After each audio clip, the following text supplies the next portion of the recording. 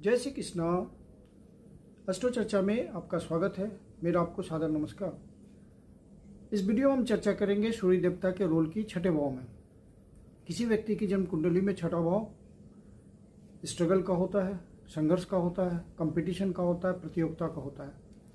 तो सूर्य देवता जब मजबूत स्थिति में छठे भाव में विराजमान होते हैं तो व्यक्ति को बहुत अंदर से आत्मिक रूप से मजबूती दे देते हैं, क्योंकि सूर्य देवता खुद ही आत्मा को रिप्रेजेंट करते हैं। तो व्यक्ति संघर्ष के बाद विजयी होता चला जाता है हर कंपटीशन में।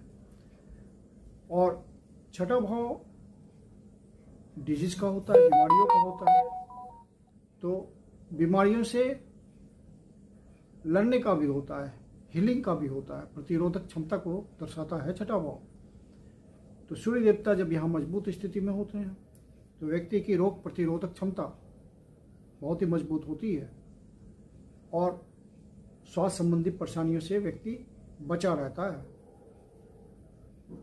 यदि किसी व्यक्ति की कुंडली में छठे भाव में सूर्य देवता मजबूत स्थिति में हो और वह चिकित्सा के क्षेत्र में हो पेशे से, तो व्यक्ति अच्छी सफलता अपने पेशे में प्राप्त करता है, क्योंकि सूर्य देवता ही सबसे बड़े उपचारक होते हैं।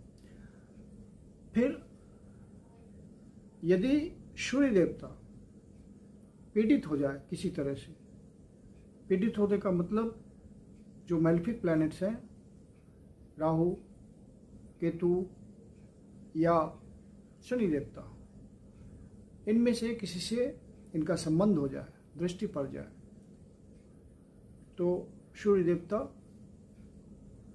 निर्बल हो जाते हैं, पीड़ित हो जाते हैं।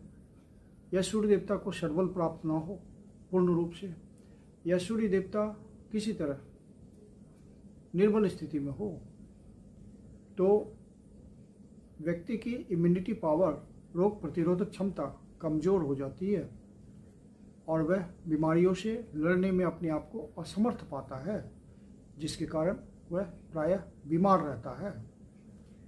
फिर उसकी जीवनी शक्ति में कमी हो जाती है और वह परिस्थितियों से लड़ने की क्षमता भी खो बैठता है, कम हो जाती है क्षमता उसमें, और वह जीवन से निराश होता है, जीवन के प्रति आशावान नहीं रहता है, किसी भी तरह की परेशानी आने पे घबरा जाता है, अर्थात उसकी जीवनी शक्ति में कमी आ जाती है। फिर छठा भाव कोर्ट कचहरी का भी होता है, वाद विवाद का भी होता है। तो छोटे बड़े वाद विवादों में ऐसे लोग पहुंच जाते हैं कोर्ट और विजयी